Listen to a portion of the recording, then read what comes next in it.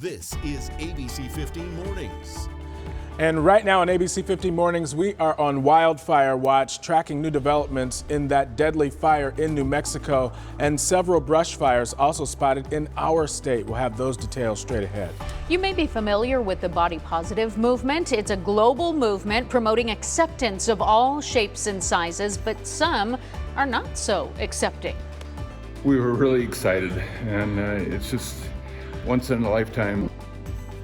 Sweeping the floor on their way to a world championship, we introduce you to the curling team who is uplifting Arizona. And not to be outdone, there is another Valley team that's Really? also hoping to become world champions. Playoff basketball tips off tonight at Footprint Center. With all of the excitement, we're going to be sharing some of the biggest storylines as we head into the postseason, because it is time to rally the Valley once again. So we say good morning to you on this Easter Sunday. Gorgeous shot of the Papagos as the sun just starts to peek through on the horizon there. I'm Nohelani Graff. And I'm Mark Thompson. Real life logo there for the Phoenix Suns. That's the truth. It's Yeah. a beautiful shot there this morning. Happy Easter, everybody. Thanks so much for spending your morning with us, especially if you're now getting ready to go out to Easter services. I'm sure everybody's clean as a whistle this morning. That's the Easter truth. is when you do Right? it out. Yeah. Last couple of years, a lot of people have been doing virtual. That's so right. this year, you've got the Easter outfits going again, all pressed and ready to go. So let's get you a check of that most accurate forecast. You're going to be rolling up the sleeves later this afternoon, that's for sure. Maybe you have brunch plans. Right now, our live view from our South Mountain camera, you can see it is a little hazy out there from this view. That's typical for this time of day. Our air quality is actually in the moderate range today, though. 61 degrees in the Phoenix metro, light breezes blowing out of the east. We actually have some cooler spots around the valley in the 50s. So here's how that Easter Sunday shapes up. We'll be in the 60s for a while longer, making our way into the upper 70s by 10 o'clock, right as a lot of you start having brunch and starting.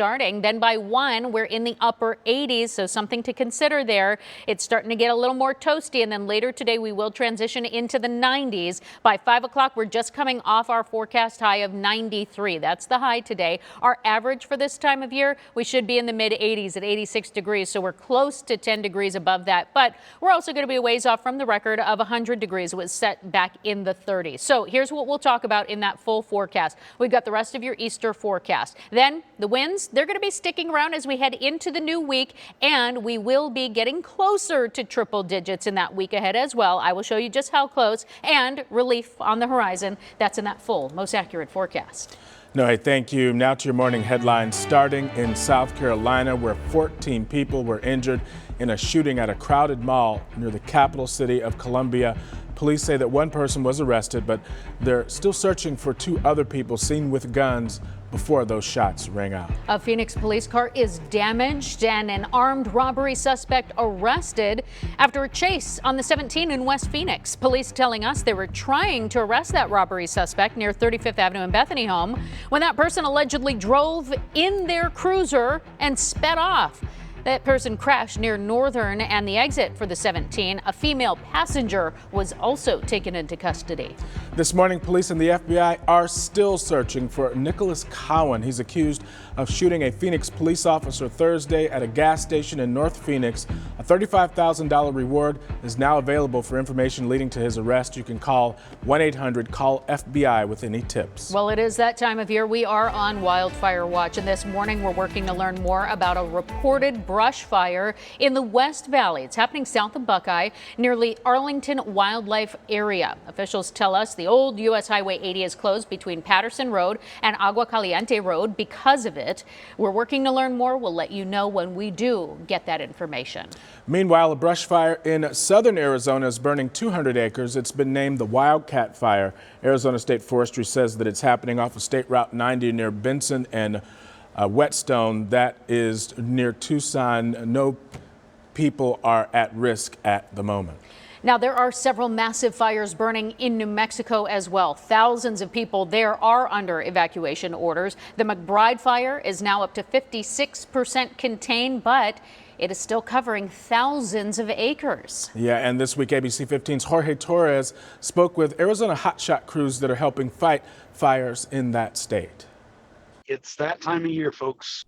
Already, thousands of New Mexico acres burning from the south to the north. Pretty tough conditions. The toughest, with the McBride Fire, burning more than 5,000 acres since Tuesday in the southern New Mexico mountain community of Ruidoso, damaging 200 structures and killing 2 people. Since then, hundreds of Arizona wildland firefighters, including the 21-member Mesa Interagency Hotshot crew, holding the lines day by day. Currently, we're helping put line in and chasing down, keep this thing from going where it wants to go. In all, there are more than 110 Arizona State Forestry personnel and 2 hotshot crews from the Tonto National Forest fighting the McBride Fire, along with the Big Hole Fire south of Albuquerque and the 7,000-acre Hermit's Peak Fire in northern New Mexico. There's no timetable for the crews to return home, especially as fire season starts ramping up. If fires keep popping through New Mexico, Arizona, West Texas, it's entirely possible that we aren't home till, our last work day would be the 28th, so, sometime after that. And with the latest wildfire outlook showing another active few months ahead, including here in Arizona, Mesa Hotshots and others will likely be on the lines for quite some time. I'm meteorologist Jorge Torres for ABC15 Arizona. Now, we do have some good news for you this morning. Fire crews have contained a brush fire, which sparked just east of Flagstaff yesterday, and that's according to KAFF News. It sparked near Loop Road, and it was contained to just 3 acres. 5 puppies are safe after being rescued from a fast-moving attic fire. When Phoenix firefighters arrived at 75th Avenue and Indian School, they found those pups trapped in heavy smoke. Fortunately, they were able to get them out. It's unclear if they will be put up for adoption. An invasive species is ripping across Arizona, and it's threatening native plants and also fueling wildfires. Our partners at Cronkite News went out to the Sonoran Desert, where buffalo grass is eating up acres of desert and displacing saguaros. Experts say buffalo grass spreads quickly, especially during monsoon, and it's so dense and dry that it can ignite fires. Desert conservationists are finding new ways, though, that they can manage its spread.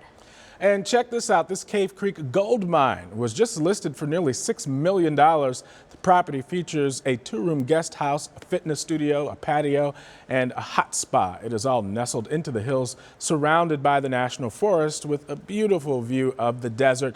It's expected to be used as either a vacation home or perhaps a bed and breakfast. Well, that location is a gem, but is there gold in them dark hills? I know, maybe that's why they're selling it. It's gone dry, huh?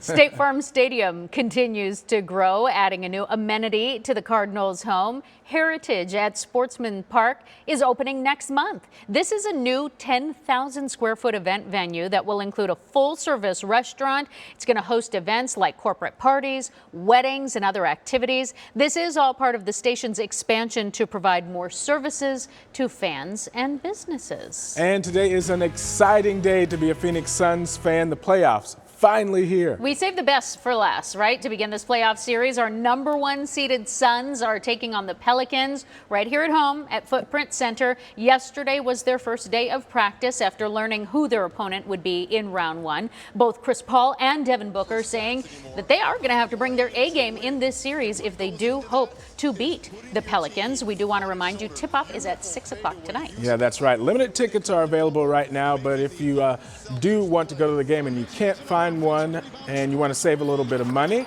the Rally Beach will be open outside of the arena. Definitely a great way to get in on the action. Also, be sure to stick with us on ABC15 Mornings today, because our sports team is going to be joining us in a little bit with a closer look at the Suns' connection to New Orleans. It's definitely going to make this series a little more interesting, so look forward to that in just a bit here. A Valley Furniture store also has a deal that you might not believe. It's going to help you score furniture for free, but it is in the hands of the Phoenix Suns. Yeah, and Best Buy Furniture and Mattress in Mesa is making this offer through the finals. Anyone who purchases anything in their store has the chance to get their money back. Only, however, if the Suns end up winning the championship. Customers were calling me after every game. After every game we win. After every series was over, they were calling like, hey, get my stuff ready. It's coming over. I'm like, hey, it's on the truck already, so you got it. And whether the team takes the win or not, the owner says it is all about rooting for our Phoenix Suns. All right, 6:09 now on your Easter Sunday. An investigation is now underway into Lucky Charms cereal, what they're looking for, and what that could mean to you. But first, an incredible discovery underneath one of the world's most famous churches. We're going to show you why the Notre Dame Cathedral is trending right now. You have to see it to believe it. And we want to give you something gorgeous to look at, this view of the Papagos on this Easter Sunday. Stay with us, Arizona.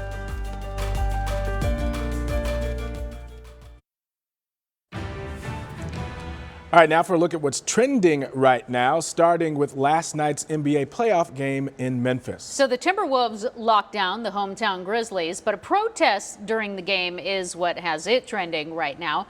A woman protesting for animal rights locked herself to the basket. You see it around her neck there. And this all happened during the first half of the game, so it did stop play for several minutes. Eventually, security cut the chain. They walked her out of the arena. And it is the final day of Coachella. The music festival has been going on for the past 2 weekends, finally back after a COVID hiatus. Last night was one of the biggest nights, featuring Billie Eilish, Megan Thee Stallion, 21 Savage, Brockhampton, and many more. Today's headliner is The Weeknd. Also trending right now, an incredible discovery made underneath the Notre Dame Cathedral in Paris. We're talking statues, sculptures, tombs, all believed to be centuries old, found beneath. And this was all found by France's National Archaeological Institute. The team was doing a preventative dig ahead of construction, because you'll remember that massive fire about 3 years ago now. So lucky thing they went in there. Fascinating. And that's a lot of stuff. That's not just like one statue under there. It would be so interesting to see what they actually placed names to down there. A Turkish restaurant is now serving up an out-of-this-world dish, literally by attaching a kebab to a helium balloon and then sending it up into space. CNN's Jean Mu gives us a look at the object that is now in orbit. This isn't just lunch, it's a launch. The kind that goes into space. Lift off. Maybe this spicy kebab from a restaurant in southern Turkey didn't attract cheering throngs at liftoff. But it did get a countdown. The restaurant Kaburgachi Yashar timed its kebab launch to celebrate the 61st anniversary of the first human orbiting Earth, a Russian cosmonaut. And though the veggie garnish immediately fell off, the kebab was lifted towards the heavens by a helium balloon, joining other weird objects likewise launched, ranging from a beer to bobblehead Obama. Buzz Lightyear actually made it into space by hitching a ride, and SpaceX unloaded a Tesla that's still floating around up there. But it's not easy climbing at least 62 miles above Earth to where the boundary with space is often drawn. The kebab only made it around 25 miles up before its balloon popped. The restaurant owner tracked the kebab using GPS to where it splashed down in the sea. 75 miles away from the launch site, it was easily retrieved. The kebab may have been too waterlogged to serve diners, but its return was celebrated as if it had landed on the moon, a definite space oddity. Ground control to Major Tom. Make that Major Kebab. Jeannie Mose, CNN, New York.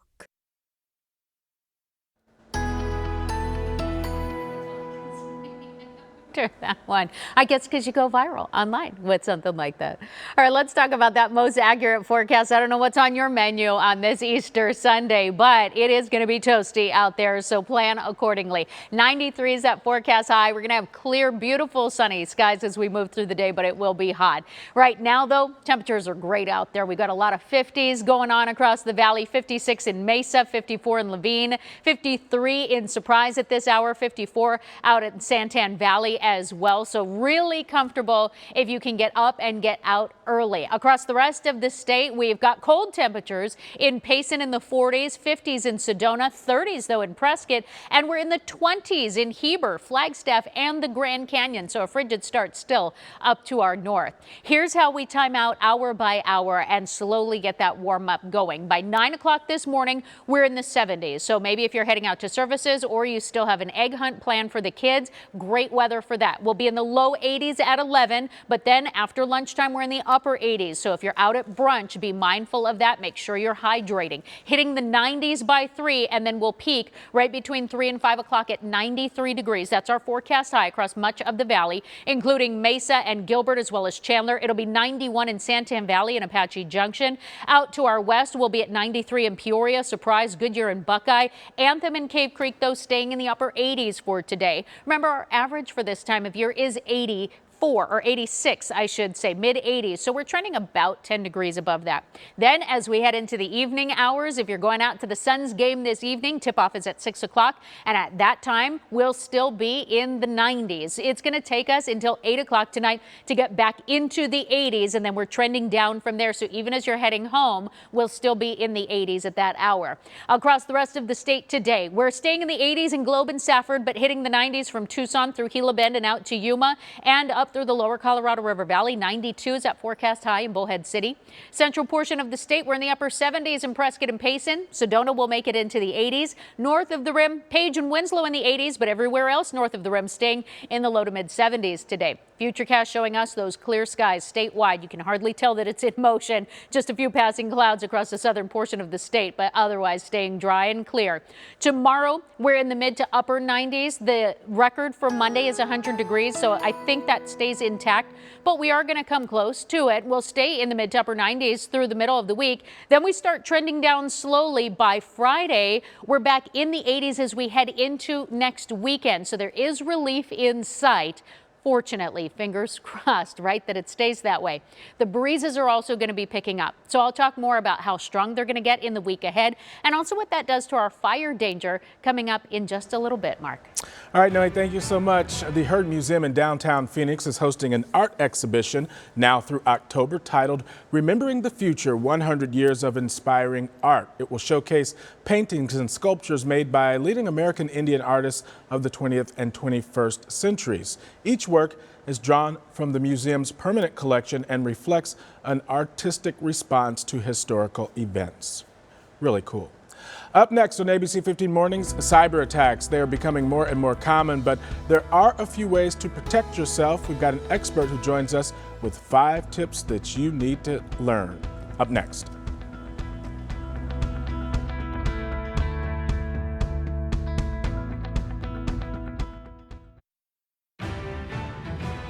Cybersecurity threats are on the rise, but a majority of businesses say they do not feel prepared or like they have the necessary resources to combat those and protect themselves. So to help with that this morning is Dana Schmidt from the Better Business Bureau. Good morning, Dana. Thanks for being with us. Good morning, Nohelani. It's great to be here. So how much of a worry does this need to be for employers when it comes to cybersecurity? Well, with technology advancing as rapid as it's been, cybersecurity is no longer optional. It's really become a necessity at this point. Yeah, absolutely. So your first tip on this one is training all your employees in the best practices. Like what? It's important to make sure that all of your employees understand the risks associated with cybersecurity and cybersecurity attacks.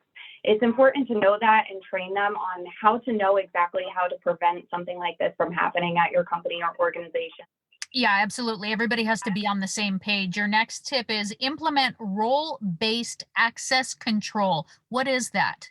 So this basically means that you have to diversify who has access to what data and make sure that each employee only has access to the data that's necessary for them to be able to do their role. Your next one, initiate automated remote backup and data recovery. Why is that important to be able to do things remotely? So that's important to make sure that you're able to store your data off-site. So in the event of a cyber attack, you are still able to retrieve that data. So that's why it's important to make sure that you have it stored somewhere offline to be accessible. I think for a lot of people, our point of reference might only be the movies, really. And so you kind of think of the scenes that you see where the whole system locks up. But is that sort of based in reality? Is that kind of what could happen and why remote is so important?